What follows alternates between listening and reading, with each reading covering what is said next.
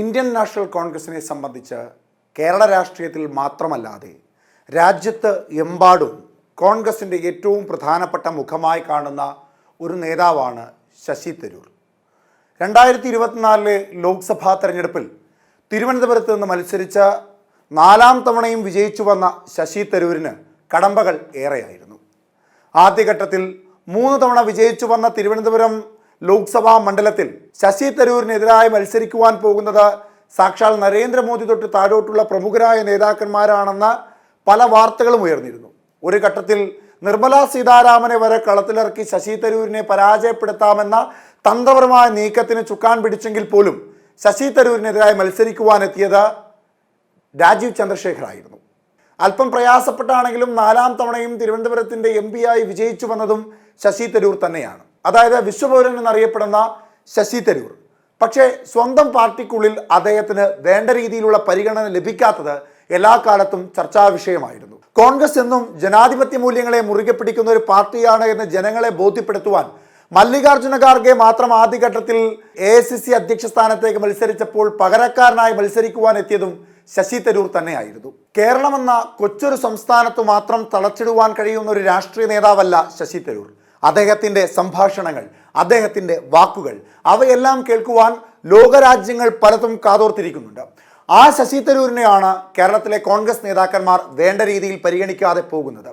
Indian national കോൺഗ്രസിന് ജനാധിപത്യ ബോധ്യമുണ്ടെന്നും ജനാധിപത്യ മൂല്യങ്ങളെ മുറുകെ പിടിക്കുന്ന ഒരു പ്രസ്ഥാനമാണെന്നും ബോധ്യപ്പെടുത്തുവാൻ വേണ്ടി മത്സരിക്കുവാൻ തയ്യാറായ ശശി തരൂരിനെ പലതരത്തിലും പിന്തിരിപ്പിക്കുവാനും അല്ലെങ്കിൽ അദ്ദേഹത്തെ പരാജയപ്പെടുത്തേണ്ടത് കേരളത്തിലെ രാഷ്ട്രീയ നേതാക്കന്മാരുടെ നിലനിൽപ്പിൻ്റെ ഭാഗമാണെന്ന് കരുതി അദ്ദേഹത്തിനെ പരാജയപ്പെടുത്തുവാൻ ശ്രമിക്കുന്ന തരത്തിലും പല പ്രവർത്തനങ്ങളും കോൺഗ്രസിൻ്റെ ഭാഗത്തുനിന്നുണ്ടായിട്ടുണ്ട്. അപ്പോഴെല്ലാം പാർട്ടിയോടൊപ്പം തന്നെ നിലനിന്ന നേതാവായിരുന്നു ശശി തരൂർ. അങ്ങനെ ഇരിക്കെയാണ് ശശി തരൂർ BJPയിലേക്ക് പോകാൻ പോകുന്നു എന്ന വാർത്ത പരക്കുന്നത്.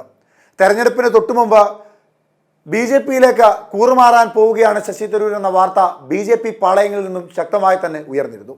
ഇപ്പോൾ അദ്ദേഹത്തെ പോലൊരു നേതാവിനെ കോൺഗ്രസിന് ആവശ്യമാണെന്ന് ബോധ്യപ്പെട്ടതോടുകൂടിയാണ് അദ്ദേഹത്തെ ചേർത്ത് നിർത്തുവാൻ ചില നീക്കങ്ങൾ കോൺഗ്രസിനുള്ളിൽ നടക്കുന്നത്. 10 വർഷമായി ഇന്ത്യക്ക് പ്രതിപക്ഷ നേതാവോ പ്രതിപക്ഷ ശബ്ദമോ ഇല്ലാതിരുന്ന കാലത്ത് നരേന്ദ്രമോദി അടക്കമുള്ള BJPയുടെ പ്രമുഖരായ നേതാക്കന്മാരെല്ലാം ശ്രദ്ധയോടുകൂടി വീക്ഷിച്ചിരുന്ന വാക്കുകളായിരുന്നു ശശി തരൂരിൻ്റേത്. പാർലമെന്റിനുള്ളിൽ 20 വർഷ കാലഘട്ടം തനിക്ക് പറയാനുള്ളതെല്ലാം ഓരോന്നും എണ്ണിപ്പറഞ്ഞ ശശി തരൂർ അന്നും ഒരു നേതാവിനെയും ഭയന്നിട്ടില്ല.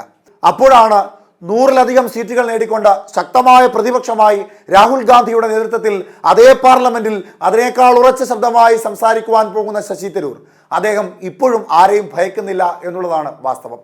എന്തായാലും അദ്ദേഹത്തിനെ കോൺഗ്രസിന് കൂടെ നിർത്തിയേ മതിയാകൂ.